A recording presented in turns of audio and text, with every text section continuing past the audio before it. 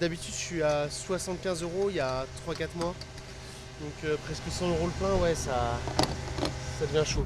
Un constat partagé ce matin par tout le monde ici. Le cap des 2 € le litre a été franchi. 2,02 pour le sans-plomb et même 2,05 pour le gasoil. Le diesel coûte donc plus cher et les automobilistes sont amers. Il est vrai que j'en mets moins que j'en ai mis parce que c'est devenu un prix, c'est devenu de l'or. Alors j'avais pas tout à fait le plein, il me restait quand même 2 barres et je suis quand même déjà rendue à 56 €. Donc d'habitude je faisais mon plein pour même pas 40 €. Je suis plutôt solidaire des gens qui roulent beaucoup et qui ont besoin de rouler pour leur boulot. Donc je trouve que c'est trop cher, oui. Et le pouvoir d'achat, du coup, il s'en prend un gros coup. Pour l'heure, aucune certitude sur l'évolution de cette hausse vertigineuse des prix à la pompe. Alors en attendant, on cherche à s'organiser.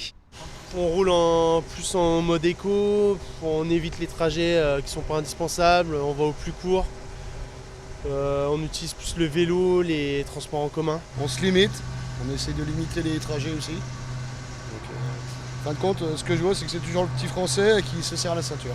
Côté professionnel aussi, la situation devient critique. Cette société d'ambulance n'a jamais connu une telle hausse en si peu de temps.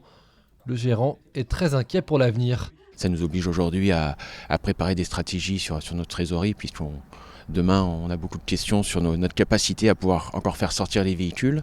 Ça c'est un premier fait, donc d'assurer nos missions premières d'accompagnement des patients. Et puis la deuxième chose, c'est aussi l'accès pour nos salariés à leur emploi, puisqu'ils ont besoin de gasoil pour venir au travail. Et aujourd'hui, chez nous, la moyenne de déplacement est autour de 20 km pour chaque salarié. Donc demain, il va falloir qu'on ait la capacité à faire venir nos équipes jusqu'à leur lieu d'embauche. Si la situation s'empire, de nombreuses entreprises vont devoir faire des choix dans les prochaines semaines pour tout simplement éviter le dépôt de bilan.